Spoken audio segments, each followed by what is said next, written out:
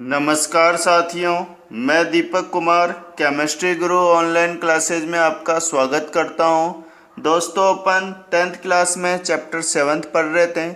इसका पार्ट 3 है, ये पार्ट 3 है। और इससे पहले अपन ने परमाणु सिद्धांत पढ़ लिया था। इसके अंदर अपन ने डाल्टन का पढ़ लिया था, जे थॉमसन का पढ़ लिया था, रदरफोर्ड का पढ़ लिया था और बोर का पढ़ लिया था। देन उसके बाद तत्वों का आवर्त वर्गीकरण पढ़ रहे थे। इसके अपन ने 2 वर्गीकरण पढ़ लिए थे। एक पढ़ा था डोबेराइनर का और दूसरा पढ़ा था न्यूलैंड का। इस पार्ट में अपन पढ़ने वाले हैं मेंडलीफ का आवर्त वर्गीकरण। तो अपनी कॉपी में हेडिंग डाल दीजिए, मेंडलीफ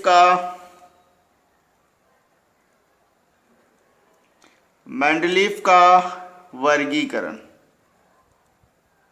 इससे पहले मैं बता देना चाहता हूं कि मेंडलीफ रूस के वैज्ञानिक थे।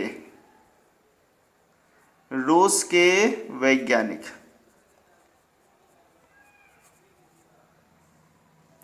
इन्होंने कुल 64 तत्वों का वर्गीकरण किया।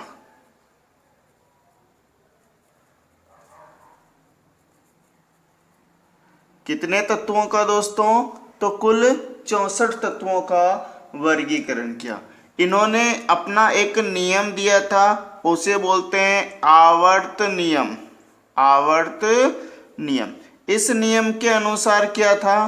तो इस नियम के अनुसार उन्होंने बताया था कि जो तत्व होते हैं, तत्वों के भौतिक और रासायनिक गुण, भौतिक तथा रासायनिक गुण,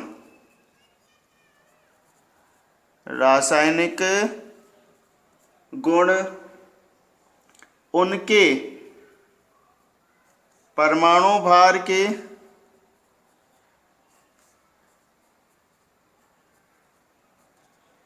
आवर्ती फलन होते हैं।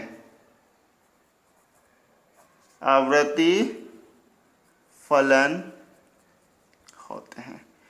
यही जो नियम है दोस्तों बहुत ही इम्पोर्टेंट है, क्योंकि यही नियम अपन हेनरी मोजले का भी पढ़ेंगे।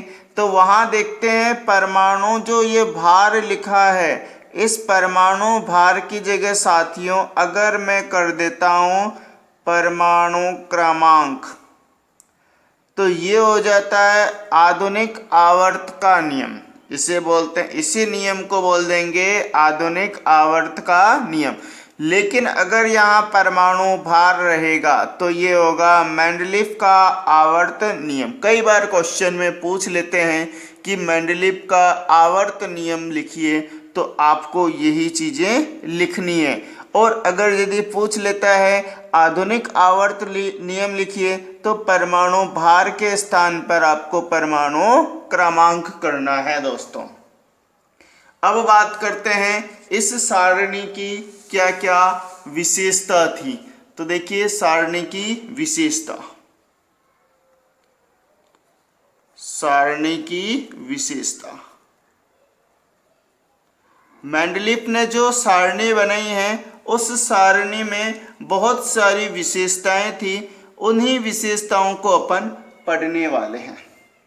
ठीक है, तो सबसे पहले बात करते हैं कि मेंडलीफ ने अपने आवर्त सारणी में 6 आवर्त बनाए। 6 आवर्त बनाए। अगर आपसे पूछ ले कि मेंडलीफ की आवर्त सारणी में कितने आवर्त थे, तो आपका आंसर होगा 6 आवर्त होगा। वर्ग कितने थे? तो वर्गों की संख्या, वर्गों की संख्या जो मूल है, मूल सारणी, वर्गों की संख्या मूल सारणी में दोस्तों 8 थी। लेकिन उनके शिष्यों ने बाद में उसे क्या कर दिया, एक बढ़ा करके उसमें कितना ऐड कर दिया, 9। वो भी मैं बताऊंगा 9 कैसे हुआ, क्योंकि 9 का टर्म्स भी आपको याद होना चाहिए। मूल सारणी में कितने वर्ग थे? तो 8 वर्ग थे। अब बात आती है कि आवर्त किसे कहते हैं और वर्ग किसे कहते हैं। तो देखिए एक उन्होंने बताया था कि जो उनकी सारणी में, जैसे ये सारणी है ना, और इसके अंदर इस तरह से कॉलम बने हुए थे, तो उन्होंने बताया था कि जो ऊर्ध्वाधर पंक्तियां हैं, ऊर्ध्वाधर यानी खड़ी पंक्तियां हैं, जो खड़ी पंक्तियां हैं उन खड़ी पंक्तियों को उन्होंने वर्ग कहा। देखिए क्या कहा था,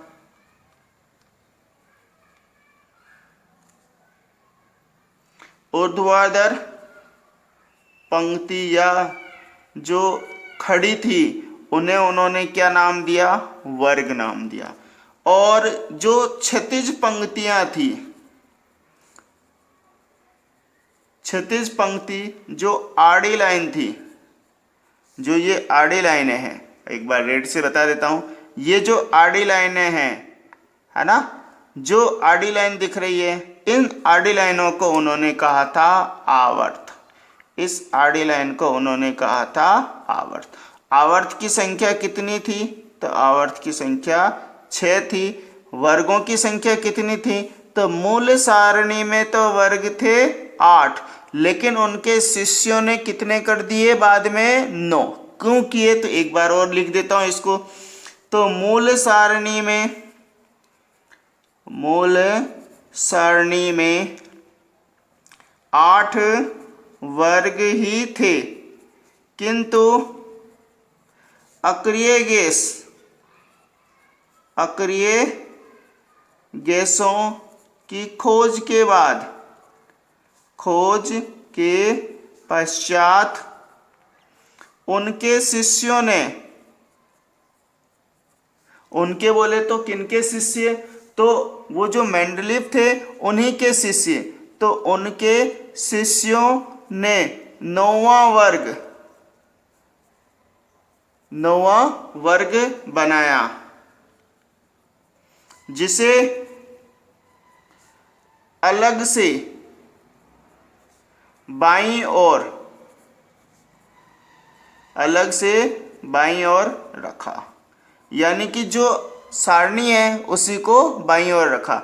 और ये जो 9वां वर्ग बनाया है, इस 9वें वर्ग को 9वां या शून्य समूह, या क्या नाम दिया, शून्य वर्ग। इस वर्ग का भी उन्होंने नाम बताया था कि ये तो 9वां वर्ग है अथवा शून्य वर्ग है, क्योंकि उनकी ऑक्सीकरण अवस्था क्या होती है दोस्तों, शून्य होती है।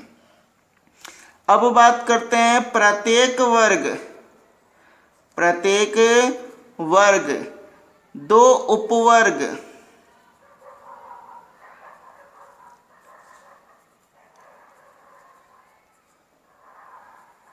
प्रत्येक वर्ग जो है 2 उपवर्ग ए और बी में बटे थे। यानी हर उपवर्ग जो था ए और बी में बटा हुआ था। इसका मतलब 8 तो जो वर्ग बनाए थे उसने, तो 8 वर्ग थे, तो 8 तो बन जाएगा 8a और 8 ही बनेंगे 8b। टोटल अगर देख लिया जाए तो कुल वर्ग हो जाएंगे दोस्तों 16। 8 तो ए वर्ग होगा और 8 ही क्या होगा, बी वर्ग होगा। अब देखिए ए वर्ग में उपवर्ग ए में तो उन्होंने रखा था सामान्य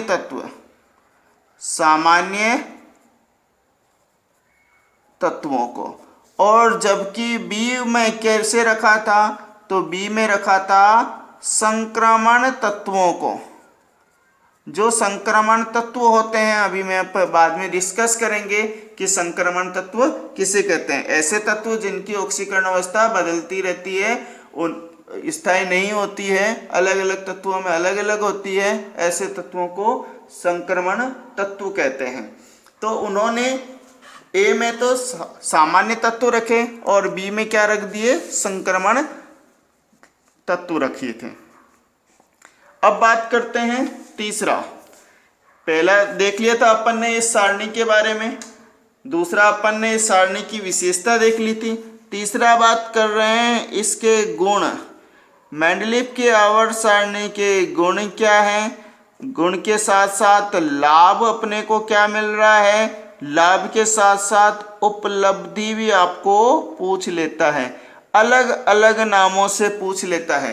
तो पहला अपन ने देखा मेंडलीव की आवर्त नियम, दूसरा अपन ने देखा उस सारणी के बारे में।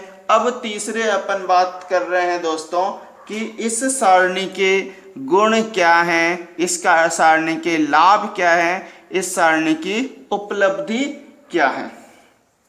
तो पहला तो यही है कि जो अपने लिए वर्गीकरण अपन ने किया है उन सभी में श्रेष्ठ था। तो देखो क्या लिख सकता हूं, अब तक के सभी वर्गीकरणों में सर्वश्रेष्ठ है। जितने भी वर्गीकरण थे उन सभी में क्या है, सर्वश्रेष्ठ। दूसरा है संदेहपूर्ण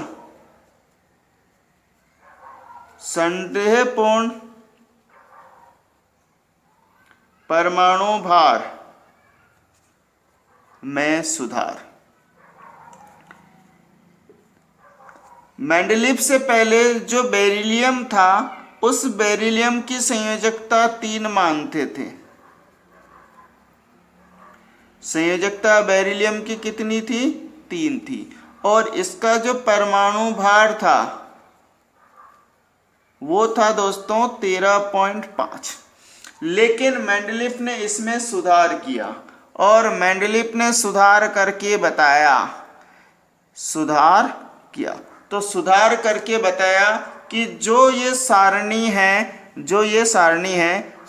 ये बेरिलियम है इसकी जो संयोजकता है, इसकी संयोजकता होती है 2।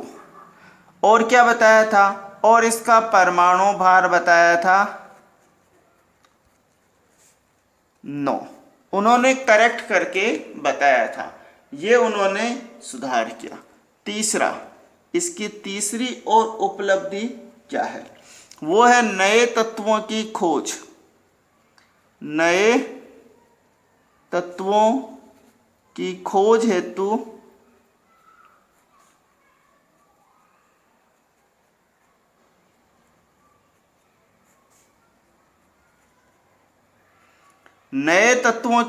हेतु प्रेरणा मिलना। मेंडलीव ने अपने सारणी में कुछ स्थान को रिक्त छोड़ा था और उन रिक्त स्थानों की जो खोजे जाने वाले तत्व थे उनके बारे में, गुणों के बारे में भविष्यवाणी कर दी थी कि इनके हैलाइड ये होंगे, उनके ऑक्साइड ये होंगे। तो जब उन्होंने रिक्त स्थान खोज दिए थे तो इससे वैज्ञानिकों को एक स्रोत मिल गया कि हाँ, यहाँ कुछ ना कुछ तत्व खोजे जाने हैं। इसलिए वो अब जोर शोर से, मतलब पूर्ण उत्साह के साथ अपने नए तत्वों की खोज में जुड़ गए। यानी नए तत्वों की खोज हेतु उन वैज्ञानिकों को जो प्रेरणा मिली है वो मेंडलीव की सारणी से ही मिली है। अब देखिए कौन कौन से खोजे गए तत्व थे। तो मैं लिख रहा हूं, मेंडलीव द्वारा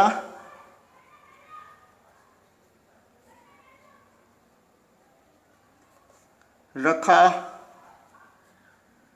गया नाम। मेंडलीव ने नाम रखा। दूसरी बात कर रहा हूं, नया खोजा गया तत्व, नया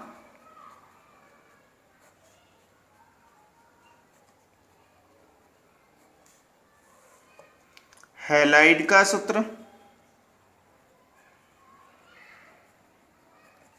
और लास्ट आ जाएगा ऑक्साइड का सूत्र।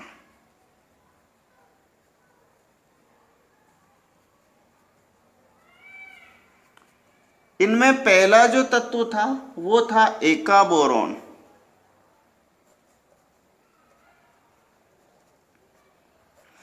दूसरे नंबर पे जो तत्व था वो था एका एल्यूमिनियम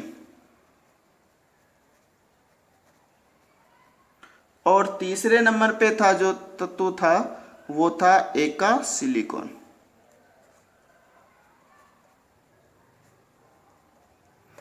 अब नए कौन से तत्व खोजे गए, तो बेरिलियम जो एका बोरोन है उसकी जगह तत्व खोजा गया था स्कैंडियम। एका एल्यूमिनियम था उसकी जगह खोजा गया था गैलियम, और एका सिलिकॉन था उसकी जगह खोजा गया था जर्मेनियम। अगर मैं इनकी ऑक्साइड का सूत्र, हैलाइड का सूत्र लिखूं Ca और Ge, अगर यदि मैं इनके हैलाइड का सूत्र लिखूं तो हैलाइड को X से लिखते हैं, तो X3 Ga और GeX4, ये इनके ऑक्साइड का सूत्र था, सॉरी हैलाइड का सूत्र था। अगर मैं बात करूं इनके ऑक्साइड का सूत्र तो स्कैंडियम, गैलियम और जर्मेनियम। तो इनके ऑक्साइड का जो सूत्र आया है मेंडलीफ ने दिया था वो ये था।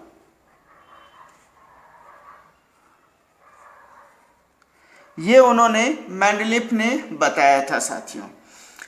नेक्स्ट अपन बात करते हैं इसका जो लास्ट इसकी विशेषता है, 3 हो गई है, चौथी इसकी विशेषता की ओर चर्चा करते हैं। चौथी इस वर्गीकरण का की क्या विशेषता है, तो है छोटे से स्थान में, छोटे से स्थान में कई तत्वों, अब यहाँ 64 नहीं लिख रहा हूं दोस्तों, क्योंकि 64 तो खोजे गए थे, बाकी जो खोजे गए नहीं थे उनके लिए भी तो जगह रख दिया था। तो कई तत्वों, छोटे से स्थान में कई तत्वों का क्रमबद्ध रूप से अध्ययन, यानी जो छोटे से स्थान है उन्हीं छोटे से स्थान में कई तत्वों का क्रमबद्ध रूप से अध्ययन हो पाया था। ये मेंडलीफ की सारणी के कारण ही संभव हुआ था। नेक्स्ट अपन बात करते हैं इस सारणी में क्या क्या कमी रह गई थी। तो इस सारणी के हेडिंग डालिए, इस सारणी की कमियां, कमियां बोलो, दोष बोलो, हानि बोलो, है ना, वो सब एक ही बात है ना, ये सब एक ही बात है। अब देखिए इनकी पहली कमी क्या थी। इनकी पहली कमी है दोस्तों, इसके ऊपर मैं स्टार लगा रहा हूं, पहली कमी है तो स्टार लगा रहा हूं। अभी मैं आपको स्टार का मतलब बताऊंगा, कुछ पे स्टार लगाऊंगा, कुछ पे स्टार नहीं लगाऊंगा। पहला है हाइड्रोजन का स्थान, हाइड्रोजन का स्थान, मतलब हाइड्रोजन को रखने में वो कंफ्यूज रहा था।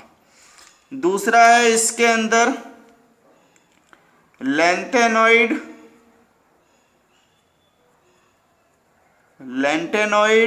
या एक्टिनॉइड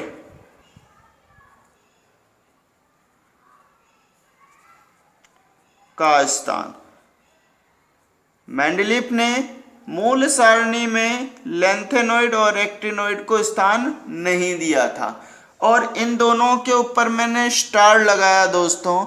इसका मतलब ये है कि जो आधुनिक आवर्त सारणी है उनमें भी यही कमी देखने को मिलेगी अपने को। हाइड्रोजन का स्थान आधुनिक आवर्त सारणी के लिए भी अपवाद है या कमी है, लैंथेनॉइड और एक्टिनॉइड के लिए भी यह कमी है। तीसरे इसके अंदर बात करते हैं जो अपने समस्थानिक हैं, समस्थानिकों को स्थान न देना। मेंडलीफ ने कहा था तत्वों के परमाणु, तत्वों के भौतिक और रासायनिक गुण जो होते हैं उनके परमाणु भार के आवर्ती फलन होते हैं। अब देखिए हाइड्रोजन के 3 समस्थानिक हैं, प्रोटियम, ड्यूटेरियम, ट्राइटियम, इसको लिखते हैं P से, इसको लिखते हैं D से, इसको लिखते हैं T से। अब इन सब के परमाणु भार क्या है, अलग अलग है। प्रोटियम का परमाणु भार 1 है, ड्यूटेरियम का 2 है और टाइटेनियम का 3 है। तो इन सबको अलग अलग स्थान पे रखना चाहिए था, लेकिन समस्थानिकों को स्थान ही नहीं दिया था मेंडलीफ ने। सबसे भारी समस्या ये आ गई थी। चलो चौथी बात करते हैं, अक्रिय गैस को स्थान। अक्रिय गैस का स्थान मेंडलीफ ने कभी सोचा ही नहीं था कि अक्रिय गैस भी होगी, है ना। अदरवाइज वो अक्रिय गैस को भी अपनी सारणी में जगह देता, क्योंकि मेंडलीफ को यह ज्ञात ही नहीं था कि कोई गैस बिल्कुल ही क्रिया ना करे, और अक्रिय गैसों की खोज भी नहीं हुई थी, इसलिए अक्रिय गैसों को उनकी सारणी में स्थान नहीं दिया था।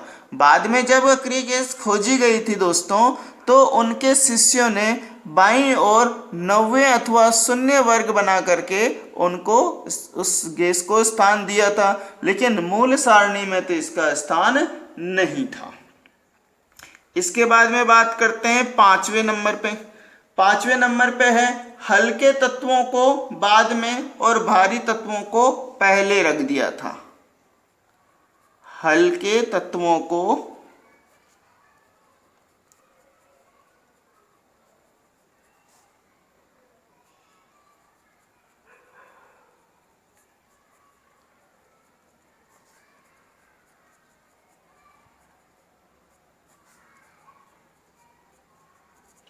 मेंडलीफ ने क्या बताया था, जो तत्वों का परमाणु भार कम है वो पहले आएगा, और जिन तत्वों का परमाणु भार ज्यादा है वह बाद में आएगा। लेकिन मेंडलीफ एक चतुर वैज्ञानिक थे दोस्तों, इसे चतुर ही बोल सकते हैं, क्योंकि उन्होंने देखिए, एक तो है अपना पोटेशियम, इसका परमाणु भार होता है 39, और एक है आर्गन, इसका परमाणु भार होता है 40। लेकिन मेंडलीफ ने क्या किया और उसके शिष्यों ने क्या किया, आर्गन को रख दिया 18 नंबर पे और पोटेशियम को रख दिया था 19 नंबर पे। यानी कि जो भारी होगा उसे बाद में रखना चाहिए, और जो हल्का होगा वो पहले आएगा। तो इसका क्रमांक 18 होना चाहिए और इसका 19 होना चाहिए, बट ऐसा नहीं है। चलो एक और देख लेते हैं। एक है आयोडीन और दूसरा है टेलुरियम। आयोडीन का जो परमाणु क्रमांक होता है वो होता है 53, और इसका परमाणु क्रमांक होता है 52। टेलुरियम का परमाणु भार होता है 127 और इसका होता है 126। देखिए नियम के हिसाब से आयोडीन का परमाणु भार कम है तो ये पहले आना चाहिए, लेकिन ऐसा नहीं है। मेंडलीफ एक चतुर वैज्ञानिक है, अभी मैंने बताया था। उन्होंने टेलुरियम को पहले रखा क्योंकि यह ऑक्सीजन फैमिली से बिलोंग करता है। इनके ऑक्साइड और हैलाइड के सूत्र इन्हीं से मिलते थे, इसलिए उन्होंने ऑक्सीजन फैमिली में इसे रखा था। जबकि इसे उन्होंने लास्ट 8वें ग्रुप में रखा था और इन्होंने उसे हैलोजन फैमिली के तौर पे रखा था। तो ये था नेक्स्ट। इसके अलावा ये 5 गुण हो गए। छठी जो कमियां हैं वो है असमान गुणों वाले तत्वों को एक साथ रख दिया। असमान गुणों वाले तत्वों को एक साथ एक स्थान पर रख दिया। मेंडलीफ ने क्या था दोस्तों, जो असमान गुणों वाले तत्व थे उन सबको एक ही स्थान पर रख दिया था। देखिए किस तरह से रखा था। तो जैसे कि मैं बात करूं, फर्स्ट वर्ग है, पहला वर्ग है, इसके 2 उपवर्ग थे। अभी मैंने बताया था प्रत्येक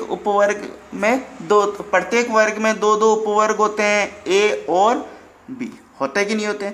ए के अंदर उन्होंने रखा था क्षारीय धातु। किसको रख दिया था? क्षारीय धातु। और बी के अंदर रख दिया था सिक्के धातु। सिक्के धातु किसे बोलते हैं? अरे भाई वही है ना जिसके पुराने जमाने में सिक्के बनते थे। सिक्के किसके बनते थे? सोना के बनते थे, चांदी के बनते थे, और किसके बनते थे? बोलो, याद करो फटाफट से। तांबे के। किसके बनते थे? तांबे के। एक तो बनता था तांबे का और एक बनता था चांदी। अभी मैं लिख देता हूँ। तो देखिए क्षारीय जो धातु है जैसे कि लिथियम है, सोडियम है, पोटेशियम है, रूबिडियम है और सीजियम है। तो उन्होंने क्या किया था, जो सिक्के धातु है तो पोटेशियम के साथ रख दिया था कॉपर को, रूबिडियम के साथ रख दिया था सिल्वर को और सीजियम के साथ रख दिया था गोल्ड को। ये है तांबा, ये है चांदी और ये है सोना। सोना वो वाला नहीं है जो आप रात को नींद निकालते हो पढ़ते थे, है ना, ये गोल्ड है। तो सिक्के धातुओं को रख दिया। अब देखिए कहाँ तो ये अत्यधिक क्रियाशील है। ये जो धातुएं हैं दोस्तों क्षारीय धातु, ये होती है अत्यधिक क्रियाशील, अत्यधिक क्रियाशील है।